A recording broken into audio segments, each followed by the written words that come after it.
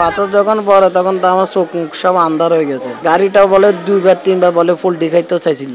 চিন্তা করলাম এখানে যদি ব্রেকে যদি করি তাহলে আর লাভ হলো কি, যাত্রীরও ক্ষতি করলো, আমারও ক্ষতি করলো, গাড়িরও ক্ষতি করবো। তো আমি আমার জীবনের মায়া সারি দিয়ে আমি আমার সুদারাম থানায়, আমাদের মাইজদি থানার সামনে আমি গাড়িটা নিয়ে আসি। তখন আমার একটা সেফ জায়গায় আমি মানুষের উপকার করছি। মানুষ আমার জন্য দোয়া করবেন আর আমি যাতে খুব তাড়াতাড়ি সুস্থ হয়ে যাই।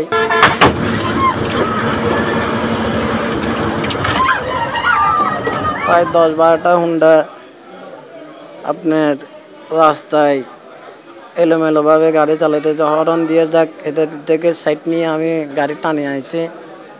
আসার পরে লাকসামের পরে প্রায় নিরিবিলি জায়গা আমাকে বারবার কয়েকটা মোটরসাইকেল খুব স্পিডে টানিয়ে আনি গাড়িতে দাঁড় করাবার জন্য সিগন্যাল দিতেছে। তো এখন আমার গাড়ির ভিতরে প্রায় আপনার 40 জন যাত্রী। ঈদ উপলক্ষে গাড়ির প্লেট নাম্বার, মোটরসাইকেলের প্লেট নাম্বার দেখে যে প্লেট নাম্বার নাই, কয় হেরা তো ডাকাতের লোক। তো এখন আমিও বুঝছি ঈদের দিন সব কিছু ফাঁকা, রাস্তাঘাট মানুষজন নাই। জেনেক্সে শিফট করো, লাইফকে লিফট করো। তারপরে আমিও জানি যে রোডে এমনিও ডাকাতি হয়। তারপরে আমি আর আমার অভিজ্ঞতা থেকে আমি আর এদের কোনো সারা দিই নাই। যাত্রীরা বলতেছে যে ভাই ঠিক আছে আপনি গাড়ি ছাড়েন, কোনো ব্রেক টেরেক করিয়েন না। তো এখন আমি চিন্তা করলাম আমার গাড়ির ভিতরে আমার সুপারভাইজার আছে, হেল্পার আছে, আমার গাড়ির সুপারভাইজারের কাছে আমার গাড়ির ক্যাশ, যাত্রীর মাল সাবানা, টাকা পয়সা, অলংকার, স্বর্ণ অলংকার সব কিছু আছে। তো আমাকে অনেকবার চেষ্টা করে গাড়ি দাঁড় করার জন্য, আমি দাঁড় করাই না। পরে লাস্টে আপনি সাতার ভাইয়া যখন ক্রসিং করে প্রথম অ্যাটাকটা করে আপনি বিপুল বাজারে মানে রাস্তার আইল্যান্ডের উপরে উঠে এরা এমনভাবে মুভমেন্ট করছে যে গাড়ি তো এমনি সিগন্যাল দিতে দাঁড় করে না। ড্রাইভারটা আক্রমণ করতে পারলে তাহলে গাড়িটা হয়তো ব্রেক করলেই তখন গাড়িটার যাত্রীর টাকা পয়সা, স্বর্ণ অলংকার যা কিছু পাই সব কিছু লুটপাট করতে পারবো বা গাড়িরও টাকা পয়সা নিয়ে যেতে পারবো। তো এরা আমাকে টার্গেট করে সামনের গ্লাস বাই ইট মারে, পরে আমার এইগুলো সব আহত হয়। তো তখন ইনস্ট্যান্ট আমার পাথর যখন পড়ে তখন তো আমার চোখ মুখ সব আন্ধার হয়ে গেছে।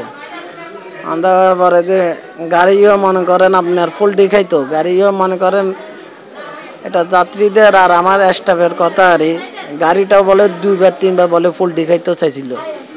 তো তখন আল্লাহর একটা মহিমা, এতগুলো মানুষজন ছোট ছোট বাচ্চা ছিল, তাদের উচিলা হতো আমারও জ্ঞানটা ইনস্ট্যান্ট নগদে আসার পরে আমি গাড়িটারে আবার আমার নিয়ন্ত্রণে নিয়ে আসি।